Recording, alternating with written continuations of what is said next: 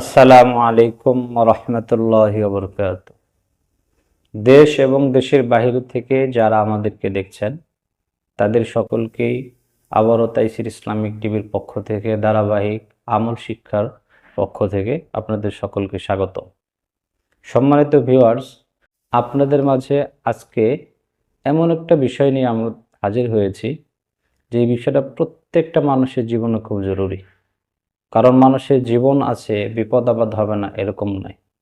কারণ ইন্নামা আল উসরি ইসরা, আল্লাহ রাব্বুল আলামিন বলেন নিশ্চয়ই কষ্টের পরে সুখ, সুখের পরেই কষ্ট। এটা একটা আরেকটার সাথে জড়িত। আপনি সবসময় সুখে থাকবেন বিষয়টা এরকম না। মাঝে মাঝে আল্লাহ তাআলা নেককার বান্দা যারা হয় এদেরকে বিভিন্ন সময় বিভিন্ন পরীক্ষা আল্লাহ তাআলা ফেলেন, মুসিবতে ফেলেন, বালা মুসিবতে ক্রান্ত করেন। এটা আল্লাহ তাআলার তরফ থেকে পরীক্ষা।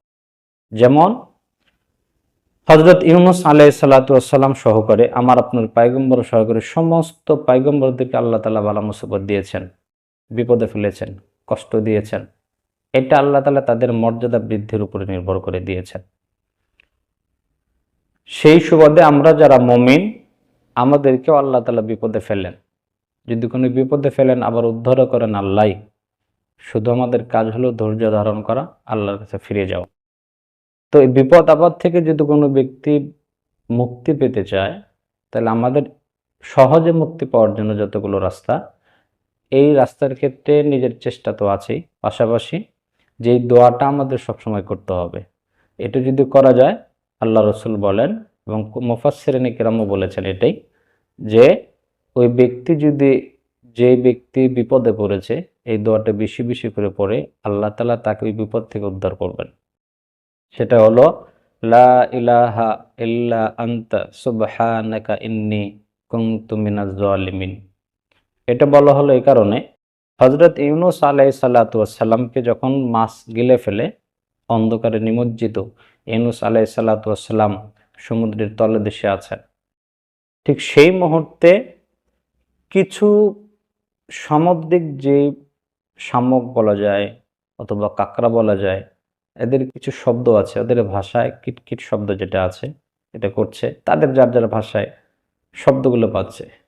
জিব্রাইল আলাইহিস সালাতু ওয়াস সালাম যখন এখানে উপস্থিত সালাম দিয়েছেন, আসসালাতু ওয়াসসালামু আলাইকা ইয়া নবিয়াল্লাহ, আল্লাহর পয়গম্বর আমাদের তরফ থেকে, আমার তরফ থেকে আপনাকে সালাম। ইউনূস আলাইহিস সালাতু ওয়াস সালাম জিজ্ঞেস করলেন, জিব্রাইল তুমি এখানে? জিব্রাইল আলাইহিস সালাতু ওয়াস সালাম বললেন, আল্লাহর নবী যেখানে থাকে আমি জিব্রাইল সেখানেই থাকি।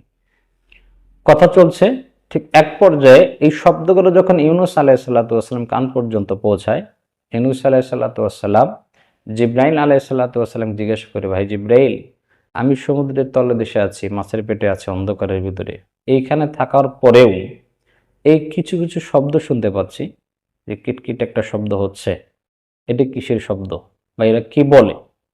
হযরত জিব্রাইল আলাইহিস সালাতু ওয়াস সালাম বললেন, আল্লাহর পয়গম্বর এটা হলো সমুদ্রের তলদেশে যে কাঁকড়া থাকে, যে শামুকগুলো আছে, এগুলো তাদের ভাষায় আল্লাহ তাআলাকে ডাকছেন। ইউনূস আলাইহিস সালাতু ওয়াস সালাম তখন চিন্তা করলেন, আমি তো আল্লাহর পয়গম্বর, আমি কেন বসে আছি?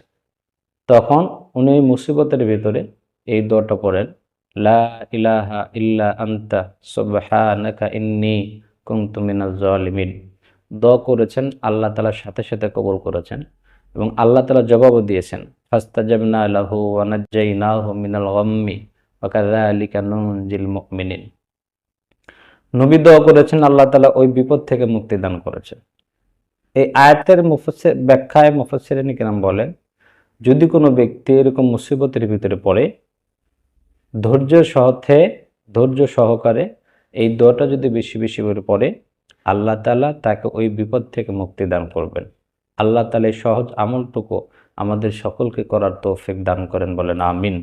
পাশাপাশি সকলে একে অপরের জন্য দোয়া করব, আল্লাহ যেন সমস্ত বালা মুসিবত থেকে সমস্ত মানুষদের হেফাজত করেন, আমিন। আসসালামু আলাইকুম ওয়া রাহমাতুল্লাহি ওয়া বারাকাতুহু।